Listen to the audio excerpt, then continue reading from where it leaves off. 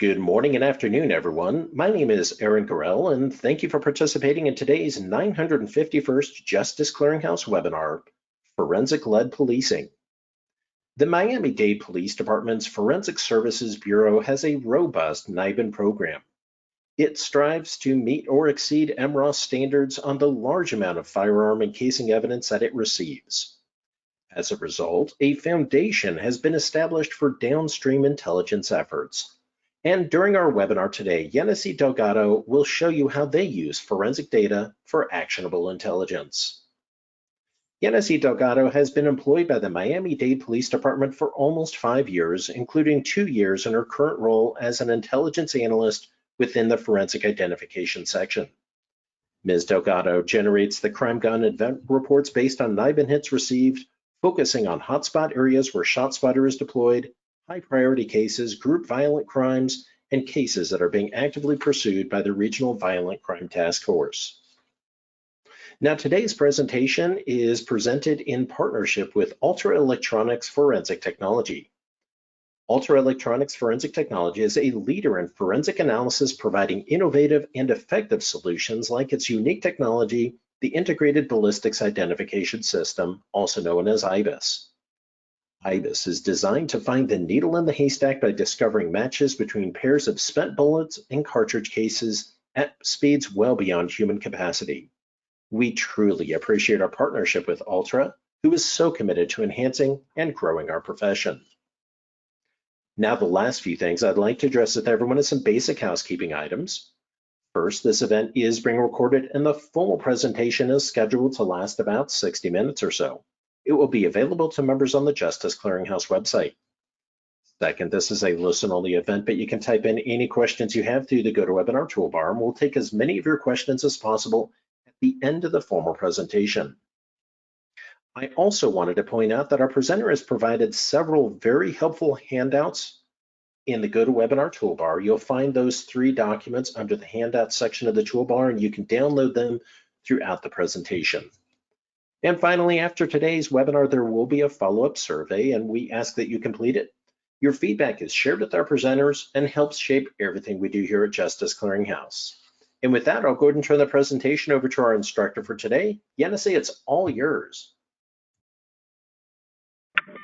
Thank you, Aaron. I appreciate it. And thank you, everybody, for joining the webinar and taking time of your busy day to listen to me. My name is Yanesi Delgado. As Aaron already said, I'm an intelligence analyst. That's my current title with the Miami-Dade Police Department. I'm assigned to the Forensic Services Bureau, so I am embedded in the crime lab. And with that, we'll go to our second slide, Aaron, please, if possible. And the first thing I wanted to point out was the key to success. And what I mean by that is that mostly it relies on the scientists, so I don't want to give them the props. They're the ones that gave me all the data so I can turn it into actionable intelligence. So first off is we enter everything into NIBIN. What I mean everything is everything that's classifiable and could be entered. So if an eject and it's a casing, then we enter it for NIBIN correlation. So firearms and representative casings submitted as evidence that come into the lab, we try to get that into NIBIN as soon as possible and see if there's any NIBIN links.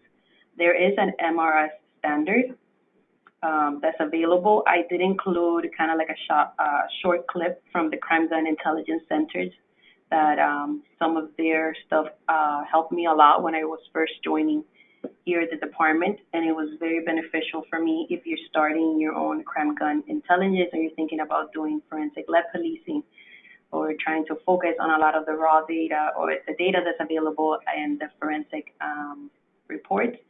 In order to move forward to it, that is a good starting point because they have some formats that might be beneficial for you, and they are part of the handouts that I sent over and I attached to the webinar. If you will be so kind, Aaron, to go to the third slide, please. And how this came about was we do have a lot of hotspots or gun crime hotspots that a lot of people are able to appreciate based on the crime rates in the particular area. We experienced over 1,470 just shot spotter or gunshot detection cases submitted to the lab at one point. We made over 771 links, and those links are told basically just on new hits. not how many cases those new hits had already previously hit to, and this is between a year span. And it resulted in about 52% of possible leads. What they mean by that is that it provided additional links for detectives to follow up.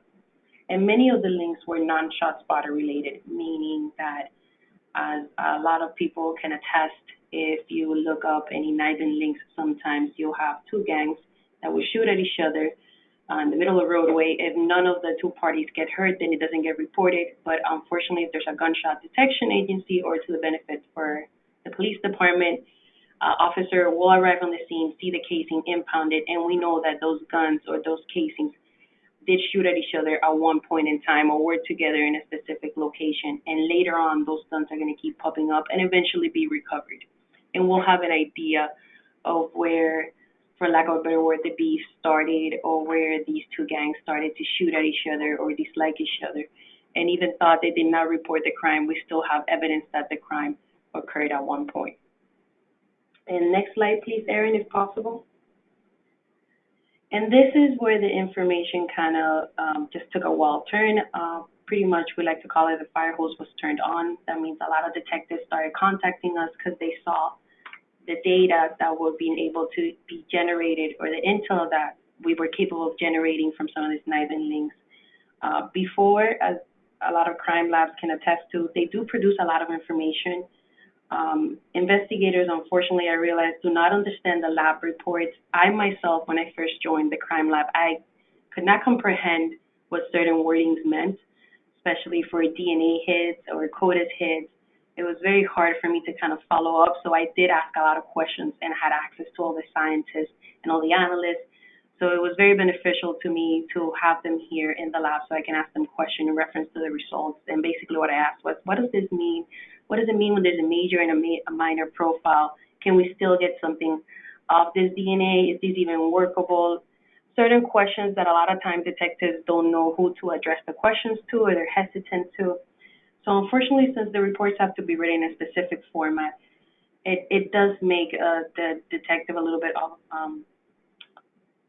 question, you can say sometimes, what exactly it is that the lab found when they tested the evidence.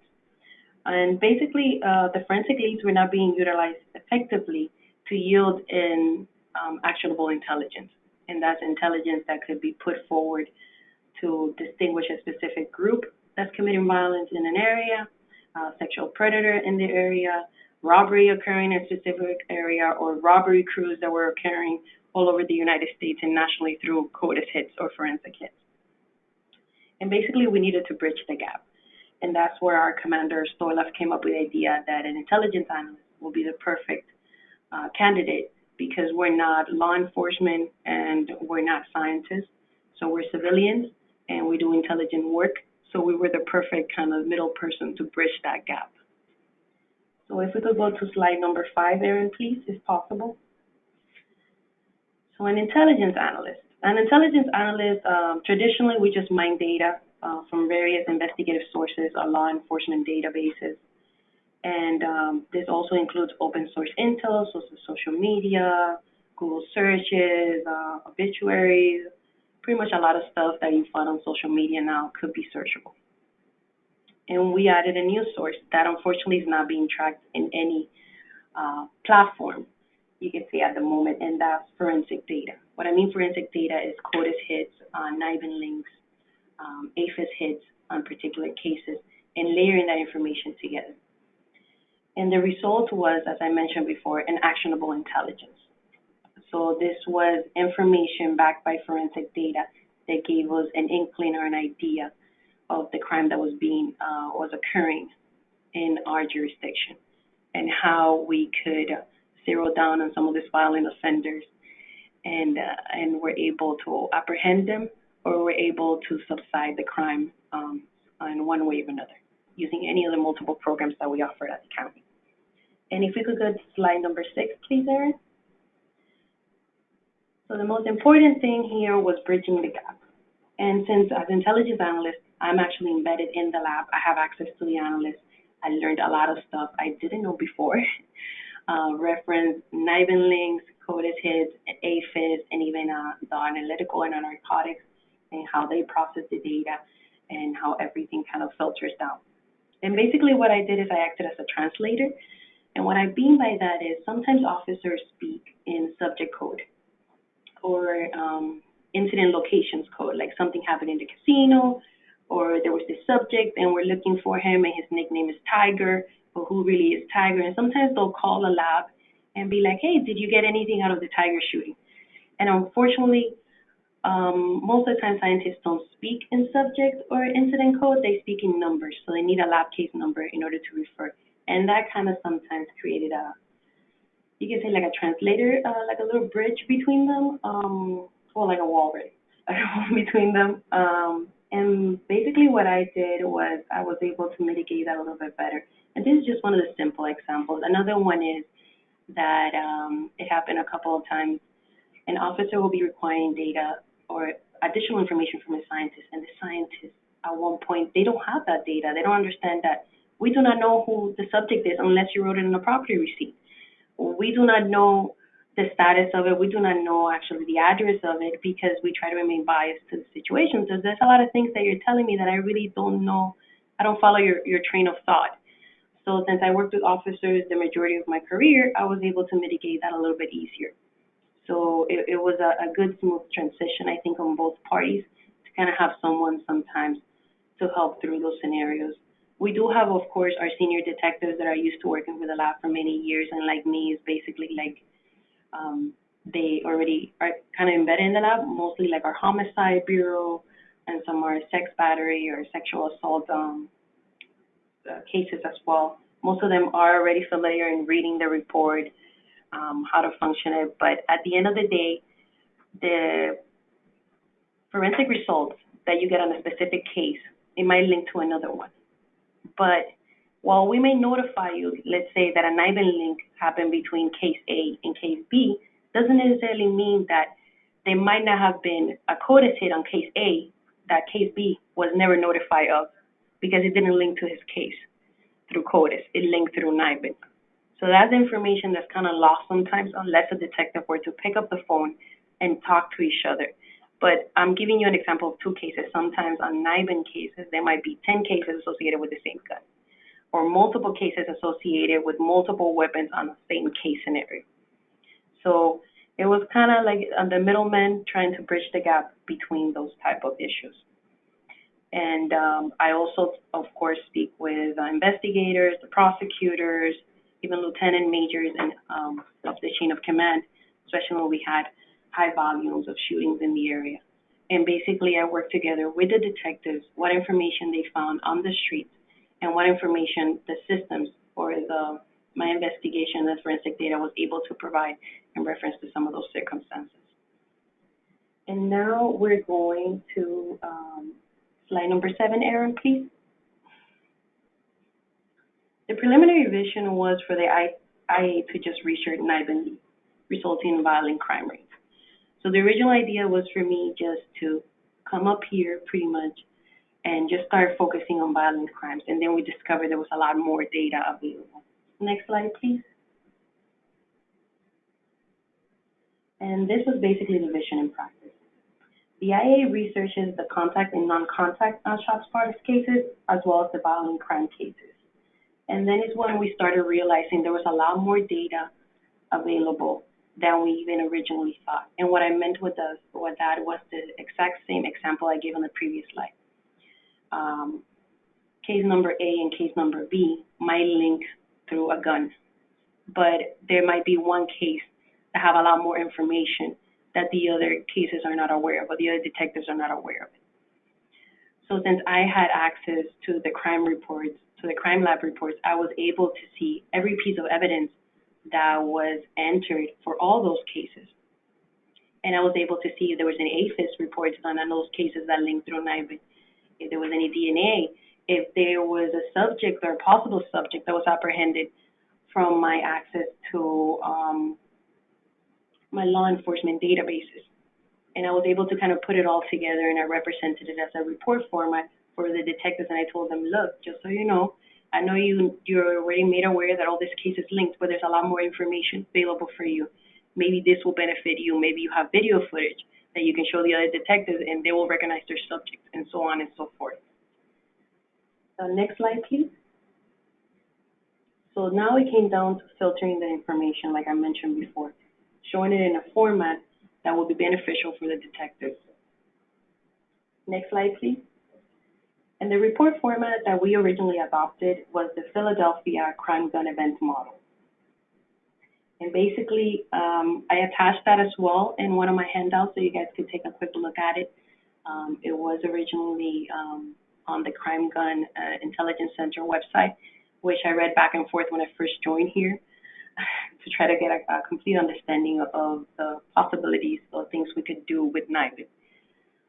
And I expanded the concept into something I like to call spider web charts.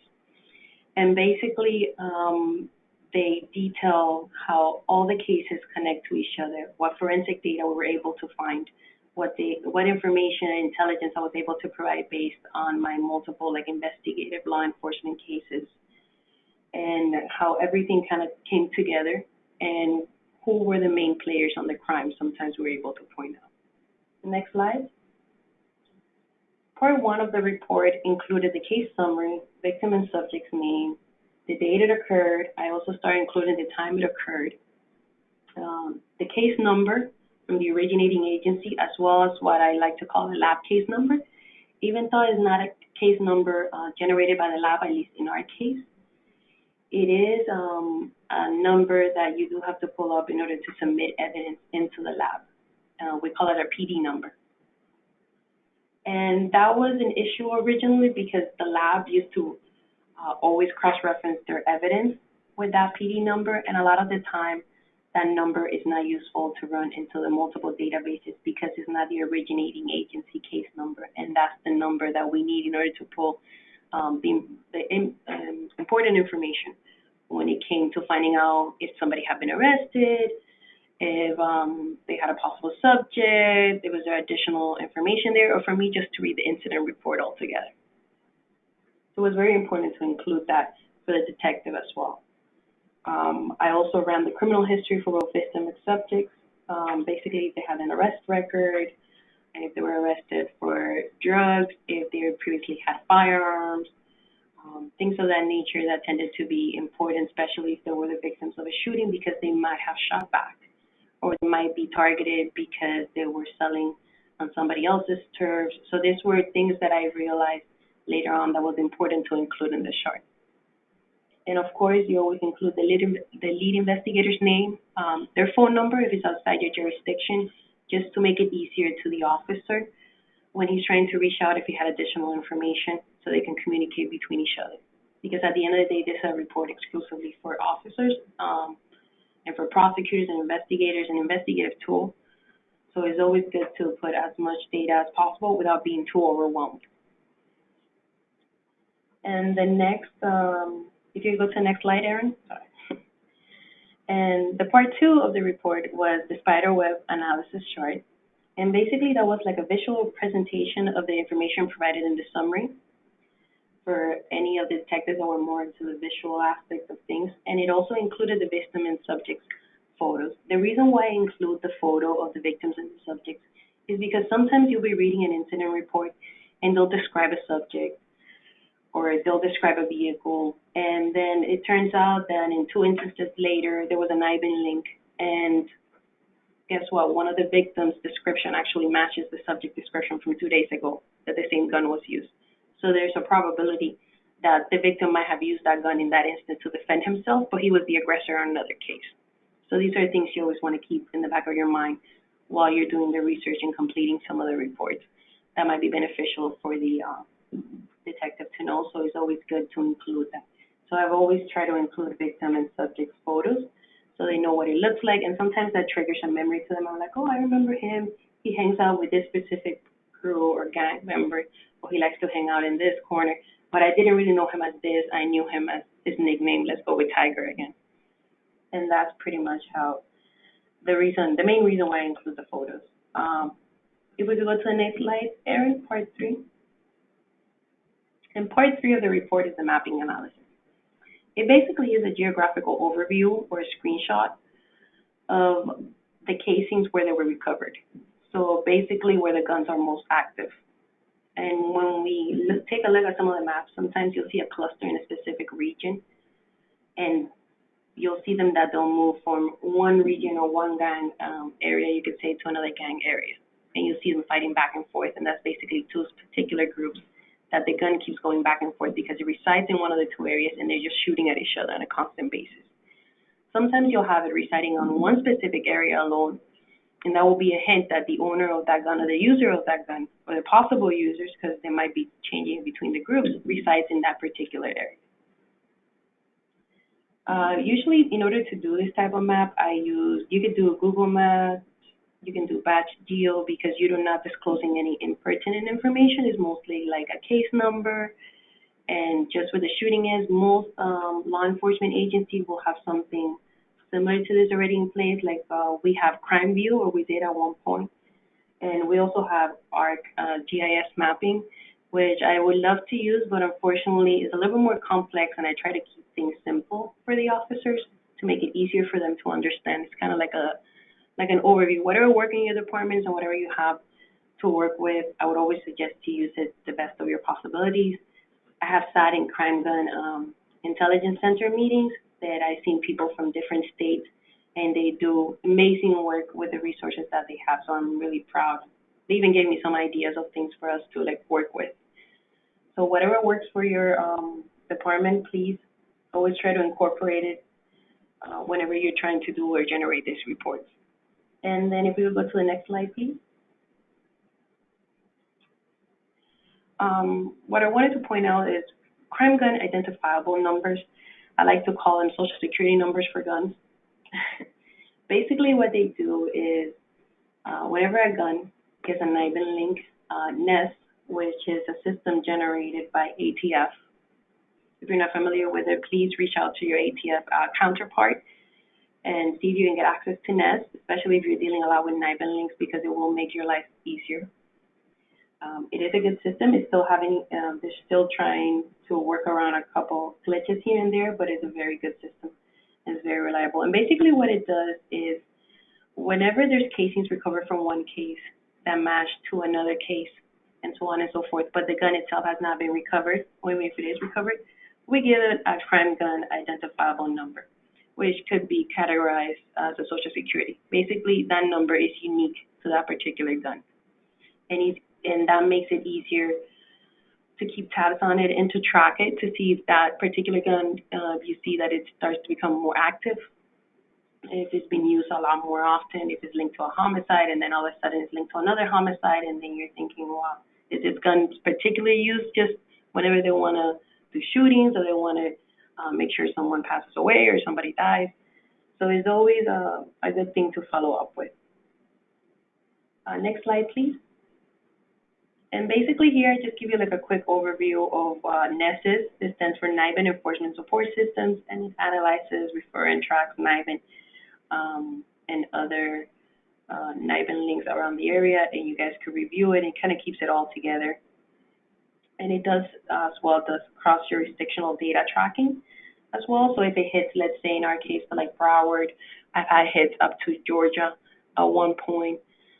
It will notify you, and sometimes the ATF agents can assist you in getting some of those reports as well from the outside agencies. You can always go and request it to the records department.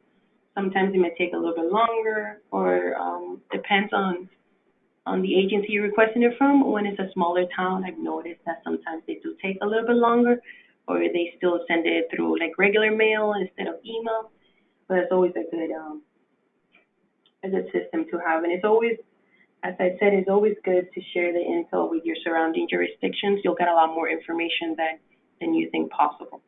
Next slide, please. And these are some of the programs I use as intelligent analyst in order to but in order to gather the intel for the charts and the reports for the crime gun events. And basically, I use the Florida Criminal History, the National Correlation and Investigation Center history as well, any open source, civil court documents, of course, the offense incident reports written by the officers, Broward mugshots, Miami-Dade mugshots, There are actually a couple of agencies outside your jurisdiction that mugshots are like available to everybody to see because it's public record. So you can get some mugshots from a lot of persons if you know he's been arrested in a particular area and you want to find him. You can always go to their website, their official website, and try to see if their mugshots are available to the public. There's also some LPR readers, ShotSpotter, Leads Online. We do facial recognition as well, and multiple other programs in order to try to find out as much as information as possible to provide a clear picture, a complete picture of all the data that's available. Mind you, plus adding the forensic data on it. And I know it sounds like a lot, but in order to have as much as a complete picture of something, you always have to try to get as much information as possible from multiple sources, so you can have 1/3 of the truth. It's my 20 cents into everything in life. Next slide, please, Erin.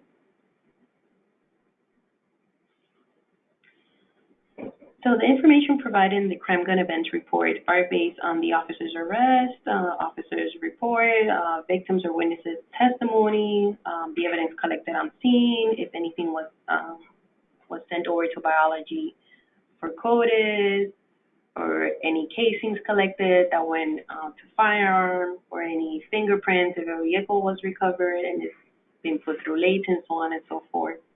All that information is included on the crime gun events report that we generate here. If there's any possible subjects that are mentioned, even though no arrests have been made, we include them on the charts just because, while it might be a possible subject for one case, if you look at it in the entire chart or in the entire crime gun event, it might actually be a solid subject for another detective because he might actually have him on video and they may link together. We also incorporate intended victims. The reason why is because the intended victim might give us a clue as to might have been the possible offenders because they were the ones that they were targeting, of course. So we run their known associates and also who might have shot at him, or if he has a beef with anybody, or if he's fighting with anyone. We also try to incorporate that if possible. Next slide. And this is a quick overview of what the summary portion looks like. It's very simple. If you see the first circle on the red at the top, it just says this is the summary portion. It tells you the NIBIN lead number. Control number is another word here in the lab for crime gun identification numbers, like the social security numbers for the gun. We used to keep track of it through the control number. Now we no longer have control numbers here in the lab, but we still use the crime ID identification numbers that are provided by NEST for our investigative portion. The lab itself, we actually went to star links recently, so all the links actually appear on the system, so it's a little bit easier to track. And I do color code the different guns for the detectives. So as you can see, there's a 9mm Glock in red, and I put up to a certain amount of casings that were recovered on each particular case. Time between events is the time between crimes. I put the agency case number, agency name, the case detective, his badge, his contact information, location where it occurred, the type of crime. I list possible subjects, victims, witnesses. I do like a quick summary of the event, and I have a legend at the bottom. It's very basic, and that I mean that this form has been duplicated multiple times, so there might be different versions of it. But like I said, you alter it to whatever might be beneficial for your organization or the jurisdiction or your audience. I color coded just to show, for example, there are multiple casings. Unfortunately, there was no leads, but you see the green one there. That means that one had a hit, and there's additional casings to follow. There's additional cases links to follow. Can I have the next page, please? On the next page, I do summary of criminal history. Basically, what I do is I run everybody that was originally on the chart through our national and at least local database to see if they have a criminal past, if they have a gang alert, if they ever been arrested for cannabis selling or dealing. At that point, I even highlighted in green for them so they can see them on the chart easier. So that information is available because it might be beneficial to them to find out what gangs are currently shooting at each other or fighting each other and the reason why if there's a gang that's into sex trafficking, if they are into selling firearms, if they're into selling drugs, so we know what their business is at the end of the day. And I do cross-reference, if you remember from the first slide, I had a little number next to some of the victims' names and the subject's name, and that was so you could correlate it to the summary portion of the criminal history, so you can look for the number and then you'll see the subject with whatever his criminal past might be. I shortened this later. I'll show you how on the spider web on the next slide. If we could have the next slide, Aaron, please. So this is an example of what the spider web looks like. I have photos of the victims and the subjects. In this case, I didn't include the subjects because I didn't want to make anybody the bad guy.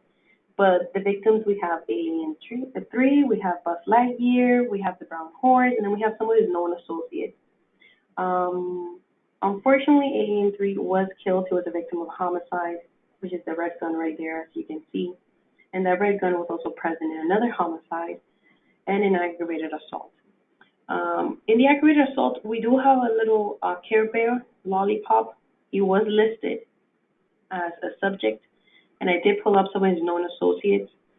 And he was there, and he was present in the aggravated assault, supposedly with another gun, which is the .40 caliber blue gun over there.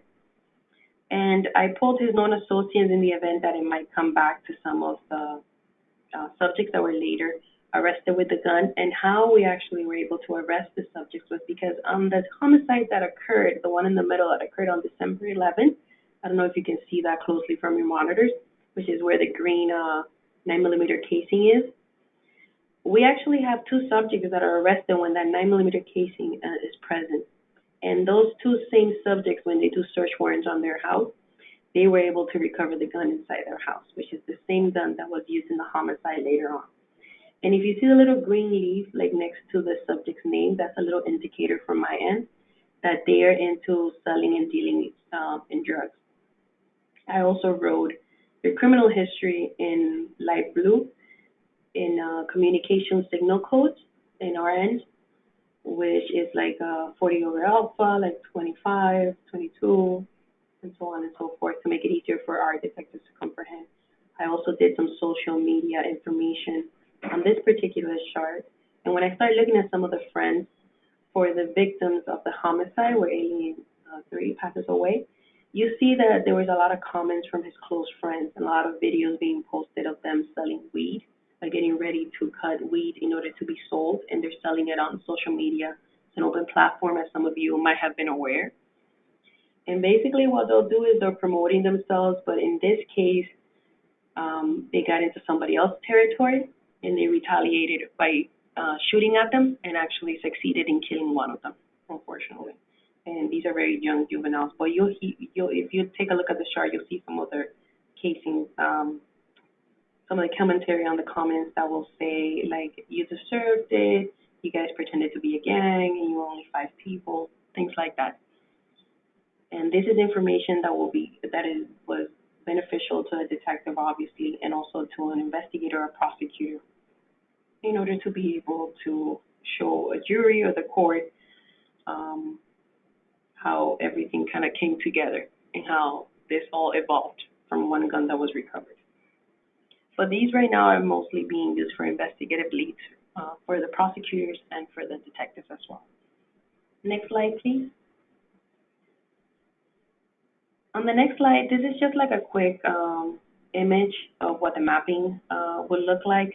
I do color code them based on the guns. So wherever the red gun is how the red gun was present, and the green gun, where the green gun was present on my chart. However, this is not very beneficial for the officer because it's a quick print screen. So I did make a hyperlink for an interactive map. So can we go to slide number 22? So if you go to slide number 22, you'll see that the hyperlink is in the bottom. I believe that one's not active anymore because, of course, for security reasons. But basically, it's like whenever you go to like Google Maps and you search things like near the area, you can go in and actually go to the street to see where the casings were actually collected from.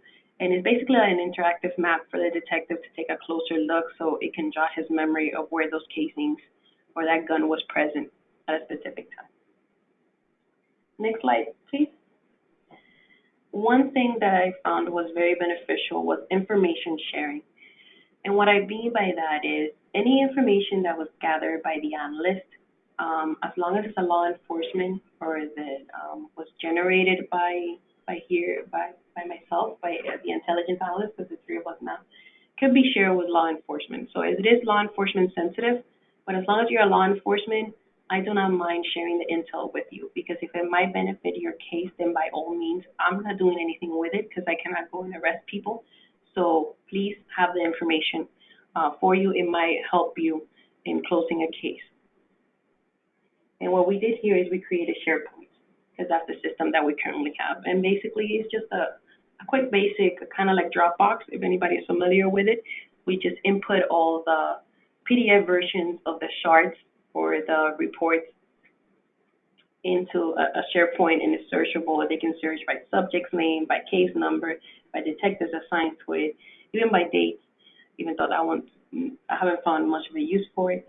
But we do try to share all the intel with a neighboring jurisdiction, ATF, FBI, and the prosecutor's office as well. Next slide, please. We also, as I previously mentioned, we do data mine. That means, what I mean by that is we do take into account CODIS hits, CODIS lists, APHIS, and any of the other forensic disciplines that might assist us doing the investigation. So while we're researching some of these cases, let's say the first step is that we get a gun that links over 5 cases together because the gun was present in all those 5 cases.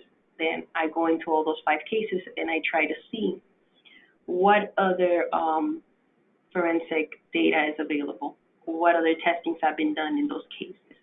Is there DNA being processed? Was a vehicle recovered and they're processing for latent and DNA?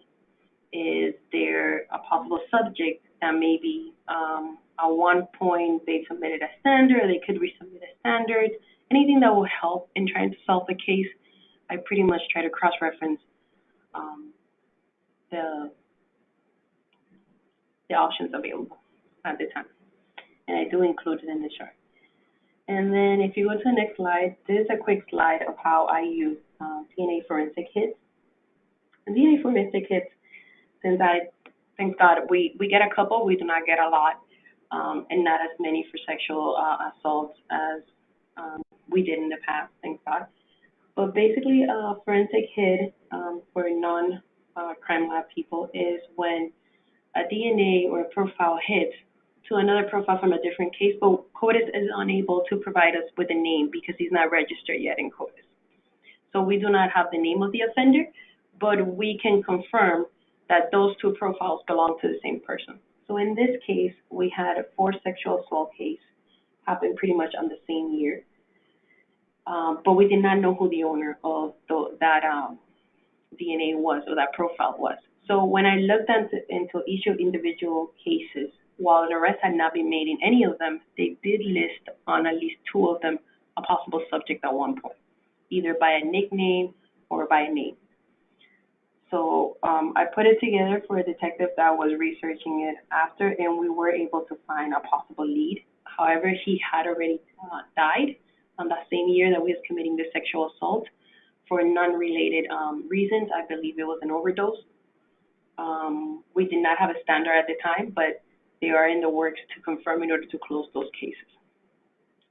So this is another way, just giving ideas to anybody on the call that might want to start doing forensic-led policing, or using their forensic intelligence or forensic data in order to create actionable intelligence. These are some of the things that I found that are very useful for it. And can we go to the next slide, please, Erin? And then in additional resources, I did point out some articles that I participated in and I have assisted or co-authored with some amazing people. In case anybody wants some additional reading, please feel free to go through it. And next slide, please.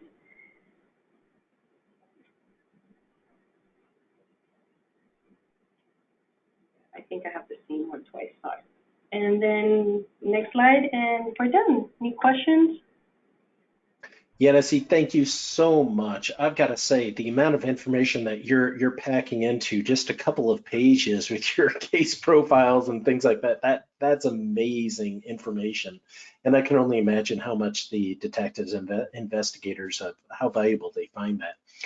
Folks, if you have questions for Yancy, now's the time to type them into the GoToWebinar toolbar, and we'll take as many as we can over the next roughly 15 minutes or so. Also want to let you know that our next crime gun investigation webinar is on January 19 when the Police Foundation is with us to discuss the public safety implications of ghost guns. And again, that webinar is on January 19. If it sounds like something you might be interested in, go ahead and sign up through the Justice Clearinghouse website by going to justiceclearinghouse.com, selecting webinar schedule, and then finding that event on January 19. And Yancy, if you're ready, I'd love to start working our way through the questions. Yes, of course, Aaron, I'm ready. Fantastic. So our first question is on average, how long does it take you to create a link worksheet and the spider web analysis and the map? And do you do this for every crime gun incident? We just got some new people here in the lab, some new intelligence analysts. So we are producing a lot more charts now than we did before. No, I was not able to create a spider web chart for every single NIBIN link that the lab produced. That was a little bit hard to keep track on because there were a lot. And even before I arrived here, there was a lot more that hadn't even been worked yet. Depends on the chart when it comes to the time frame. It depends how many NIBIN links there is and how much evidence I find and how much information I find that's available. If it's something like the one that I just showed previously, that took me about 2 days to come up with a draft and then send it over to the detectives. And sometimes depends on the urgencies. You wouldn't have to do the entire report. Sometimes you can do just the spider web chart to kind of give them like a rough draft of what eventually will look like. And then if they want a full workup, you can do the 3-part of the report. And if you feel like the gun has been very active or moving around, then do a mapping for them so that could kind of narrow them down so they can see exactly where that gun is popping up. I hope that answered the question. Got it. Great. Thank you so much. Okay. Next question. Oh, hold on one second here. Next question is does the lab perform automatic NIBIN lead confirmations? If I'm not mistaken, we just recently went live with the National Correlation Center. So now they automatically send the notification to the lab, and then we send it to the detective. But before, when we had a system called PETS, which was our property and evidence system, they were notified. It was a quick email that just kind of let them know, hey, your case linked to these cases. And it would have sometimes just the lab case number, not the originating agency case number. But later on, they adopted an email system in which they would send for our hotspot areas like our Northside District, South District. They would send a little bit more information on it, at least the type of crime as it came in the lab, in the property receipt, the day that it happened, the detective assigned, and just the case number itself. And that was basically what the detectives were getting originally. Great, fantastic. Thank you so much. And I did have a couple of people ask me to copy and paste the links for those articles into the chat. I just did that. You should see one link with doi.org and the other one with ojp.gov. So you should be able to find that in the chat area, folks. Okay, next question is the ATF developed the NIBIN Enforcement Support System known as NESS, which generates lead sheets directly from brass tracks. Does Miami-Dade use this system? We do use the system, which is the one I was talking to when I referred to NESS. That's the one that we use most of the time. The issue with NESS is, as a civilian, I do not have access to view every case like an ATF agent would. I am only limited to hits done for the agency of Miami-Dade Police Department. Ironically, however, the lab process cases for other agencies as well, because we are the sheriff's office, so we process Miami Springs, Medley, Hialeah, and a couple of other agencies. So I don't have access to view their information on Nest. So sometimes it kind of leaves me a little bit blind, also because I'm not a TFO, so I'm not law enforcement, so I can't become a TFO.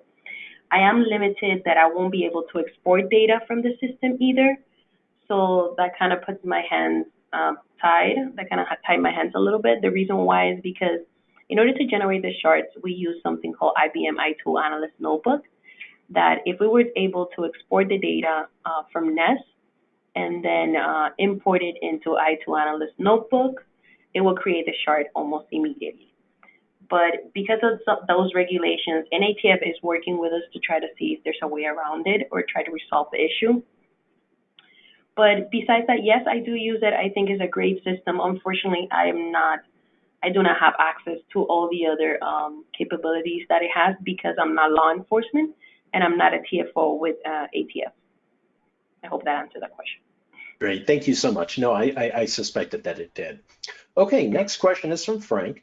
Frank is curious about the third-party rules that you have in place for sharing of information and wanted to know if you need to have MOUs in place to be able to permit that sharing.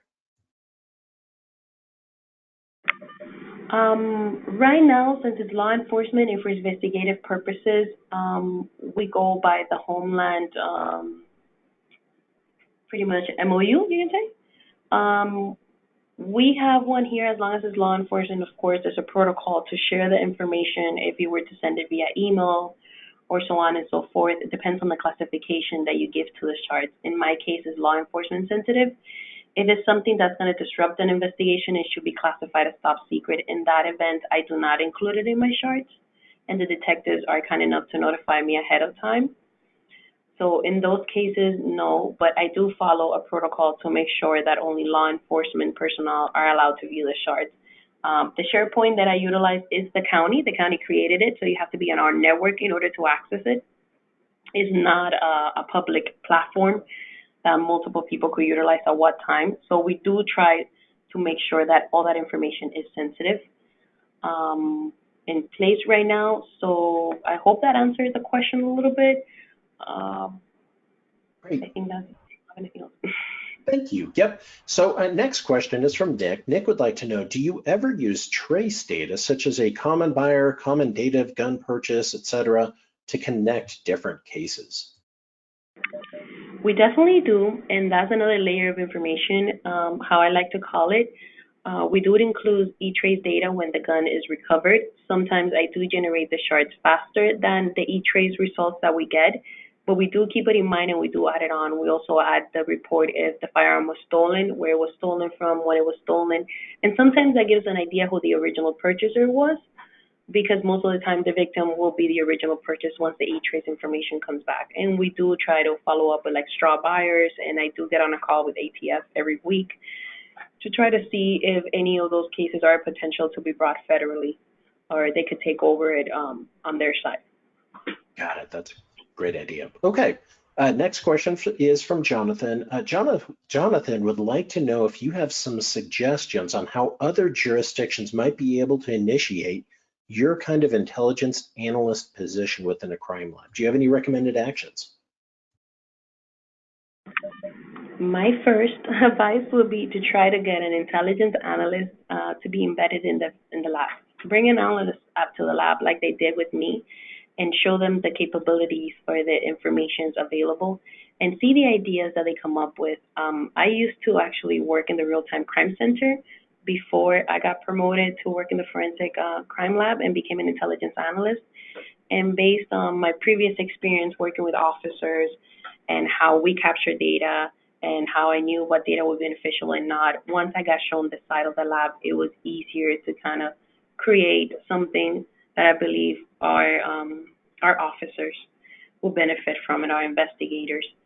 So get together with your crime analyst or intelligence analyst in the area.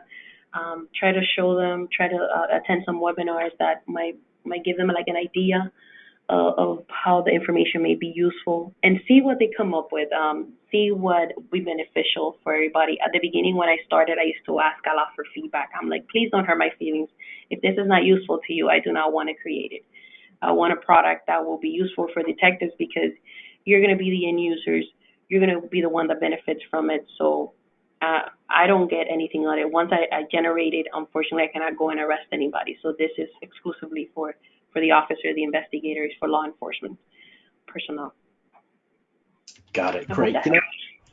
Absolutely. So we have a growing audience from criminal justice school students that are joining us on the webinars, and love this question from Rainbow. Rainbow would like to know, what are some of the steps a student can take if they are wanting to do the kind of work that you're involved in? Every jurisdiction has their own minimum requirements. Me specifically, I got a bachelor's in criminal justice. I have a minor in business administration as well. I have an associate's in political science, and I have a master's in criminal justice, specializing in forensic technology, just to give you an idea. However, my best advice is try to get your foot on the door and try to actually join a police department. Try to see if they hire you as an intern, if you can intern at the lab, if you can get experience, because experience is, to me, one of the best teachers. And you can learn a lot from being hands-on. Unfortunately, while what I learned at school was very valuable, you will not be taught the technical portions of it, because until you get hired by a law enforcement agency, you won't have access to all the law enforcement systems that you will be trained on as well. So some of the things will be kind of like a hands-on experience as well. So try to see if you can do any internships around the police departments around your area. I have an intelligence analyst right now that he works alongside me, and he originally had intern as well in our department, and then eventually he got hired, and he's been working with us for like over 6 years or so, and he's great. That's fantastic advice. Thank you so much. Okay, just a couple more questions here. Uh, Marquez would like to know, do you have investigators assigned to follow up on NIBIN cases, or do you just work with the lead investigators at each agency? Most of the time I work with the lead investigators. We do have some TFOs from ATF assigned to follow up on cases when it comes to NIBIN links, but there's not a unit currently in place for officers to exclusively follow on NIBIN links. And to me, that would be a little bit hard to do. The only reason why is because when an incident occurs, you do have a lead investigator automatically assigned, and we do have general investigative units through the different districts. So you always have multiple lead detectives. So I make sure I work with all of them. So what I do when I complete a report, if there's 5, 6, 7, 10 investigators listed on the report, they're all going to get the same information. The information goes first to them. So that information is sent to them first in reference to their cases and their supervisors as well. Great. Our last question goes to Ken. Ken would like to know, we often confiscate weapons associated with cases. How can the gun lineage be shared better since we don't have a ballistics lab? Any suggestions or ideas from you on that? So you don't have a ballistic lab. Does that mean the firearms are never entered into NIBIN? I'm just curious. Got it. Yep, I don't. I'll see if Ken ends up adding some additional context. While we're waiting for Okay. that, Yancy, I want to thank you so much for your presentation today. I want to, of course, thank Ultra Electronics Forensic Technology for, frankly, making this webinar possible. Everyone should receive a certificate of attendance about an hour after the webinar ends from GoToWebinar. And again, that's because Ultra Electronics has supported this. So I did receive a response back from Ken. Ken said that they use the Greensboro lab, so they use an external lab. Okay, that's good. Ken, what I would suggest is follow up with the crime lab and ask them to give you to follow up to see if they have any NIBIN links. In the event that there's no NIBIN links available to it, the best step to find the lineage of the gun that I found using my systems is I actually run the serial number in links. I don't know if you're familiar with links. Links is a database, an interagency database created by the Naval Academy. It's open to most law enforcement, and a lot of agencies participate in it. And you can run the serial number of a gun, and let's say if an incident report was ever written because the gun was stolen, it was involved in something, it will pop up, and that sometimes gives me an idea or a history of a gun without having any NIBIN links, let's say, or without having the e-trace report available. But that would be my second step, would be to get to make sure you e-trace that gun through ATF. So first run the serial number through your own incident report system, run it through links. You can even do it through like a pawn shop system if you have it, to see if at any point that gun was pawned, and try to see who it was sold to, who had it at that one point. And that's another way you can track kind of like the lineage of the gun without having any NIBIN links associated with it that I can think on the top of my head right now. I hope that helps. Great. Yancy, thank you so much again for a wonderful presentation. Before we close, Dan, wanted to give you a final moment for any closing comments you'd like to share. I just want to say thank you to the Justice Clearinghouse and Ultra. I appreciate you guys working with all the technical difficulties I had. And thank you for all the attendees. And please don't hesitate to reach out if I can be of any type of assistance. And you have any additional questions, feel free to email me, call me. I'm here to help any way I can. And vice versa, if anything professionally, if you ever need anything from Miami-Dade Police Department, please feel free to reach out to me as well. And thank you. Thank you so much. And thank you to our audience for joining us today. And with that, this concludes this morning's Justice Clearinghouse webinar. Take care, everyone, and please stay safe. Bye now.